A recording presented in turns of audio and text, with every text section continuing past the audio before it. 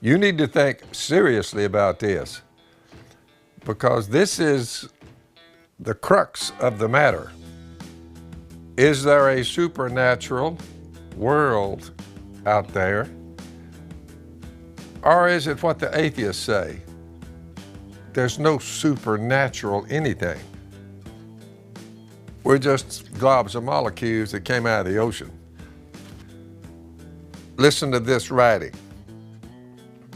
Now we know that if the earthly tent, T-E-N-T, tent, temporary, you put it up in the woods and camp out. It's your little bitty house. You set it up, you can live in it for a while, a long time, but it'll finally rot and blow away, no doubt about it. It won't last. It's a tent, for crying out loud. Now we know that if the earthly tent we live in is destroyed, we have a building from God, an eternal house in heaven, not built by human hands. Meanwhile, we groan. We have these bodies. We know they are to be given up. I'm 75 years old. You say, how long do you get on planet Earth inside that tent? You get 75 or 80, 100 if you're lucky, but you don't get much more than that. There's a few that made it a little longer, but then you say, what happened to the body? It wore out. It is no more. So we groan, knowing that, longing to be clothed with our heavenly dwelling. We wish we had a better body that would last longer, because most of us, the human race, are scared to death of physical death. We lost our uncle, our father passed away. We had a horrific event with his family, and all of them were killed. We groan, longing to be clothed with our heavenly dwelling. There's another body that will last forever, is what he's saying. He's discussing immortality of a human being, which is made up of body, soul, and spirit. So meanwhile we groan, longing to be clothed with our heavenly dwelling. Because when we are clothed with an immortal body, with your soul and spirit, it inhabits. If when we are clothed, we will not be found naked. He considered it naked when your soul and spirit separate from your body. There's no way of seeing you anymore. You pass away, your soul and your spirit. It's unseen. You would think he's gone, she's gone. No, they're not gone. They're just living outside the body, and it's a form of nakedness. For while we're in this tent, like I am right now, we groan. You say, why? Because you're looking forward, and not so much looking forward, you just expect that at some point, car wreck, cancer, heart attack, gunshot, you say some debilitating disease, we know at some point we're going to die. But if you're a son or daughter of God, while you're in this tent, we groan and are burdened, because we do not wish to be unclothed. We don't want to leave our soul and spirit, does not want to leave and not carry our body with us. Because we do not wish to be unclothed, but to be clothed with our heavenly dwelling, so that, listen to this carefully, what is mortal, that's what we are now. We fear death. But as a son or daughter of God, you shouldn't fear it. You should look forward to it. It's the beginning of your eternal life. While we're in this tent, we groan in a burden, because we do not wish to be unclothed, but to be clothed with our heavenly dwelling, so that what is mortal may be swallowed up by life. He's talking about immortality.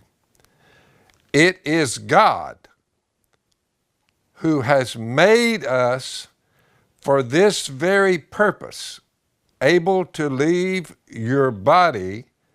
You have your soul and spirit, and you depart from your body, and you go to be with God without your physical body. It stays on planet Earth, and the way they usually do it is fill it full of embalming fluid and put it in a hole in a box and lower it into the earth. Give it enough time and there won't be a trace there as far as what you can see. But biblically speaking, you say you can be somewhere else and be good to go. You just don't have your body. Granted, it's a bummer for that period of time. We tend to look at it that way. It is God who has made us for this purpose, and He did something miraculous and has given us the Spirit as a deposit, and His Spirit joins our earthly, our God-given spirit.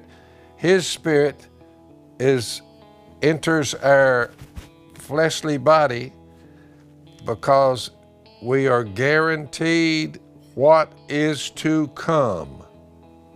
We're looking forward to living forever, body, soul, and spirit.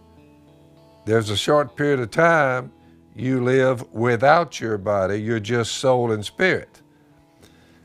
But the spirit that you were given is the animating force that will be your body that's coming up. Therefore, we are always confident when we live here in the body, and know that as long as we're at home in the body, we are away from the Lord. The problem with now, me sitting here in this chair in my body telling you that there's life beyond this first go-around. I'm confident but the problem is I'm away from Jesus right now. I'm not connected to Him eternally yet. I'm just living by faith. We live by faith, not by sight. We are confident, I say. Now listen to this carefully.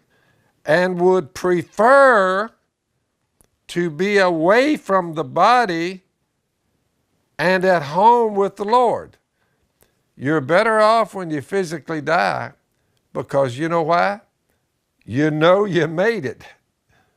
You know you made it. Right now, we're just worrying about making it. Too much, by the way. God has done everything. He's died on it. He's become flesh, like you are, in a human body. That human body was killed, slaughtered. 3 days later, that human body was standing back up on the earth saying, I am the resurrection. I'm the truth. I'm the way. You can be with me even when you die. Your soul and spirit is with me, and your body's on the earth. And when I return, I'm going to bring all the people, their souls and their spirits with me. And I'm going to resurrect their body. Up from the grave they will arise, and they're given a new body that's more than a tent. It's a forever body, and you'll live eternally. Body, soul, and spirit. So, while you're here, we make it our goal to please Him. Whether we're at home in the body, the way I am right now, or away from it, I'm going to depart from this body. I'm going to leave it. It's going to wear out. I don't know what it'll be that will take me out, this body, but you say, maybe just old age, maybe a stroke, maybe a car wreck. You say, and you depart. There's a lot of ways to depart. For we must all appear before the judgment seat of Christ. The problem with being here now and worrying about later is that we know that once we're with Jesus, we have made the cut. We made it.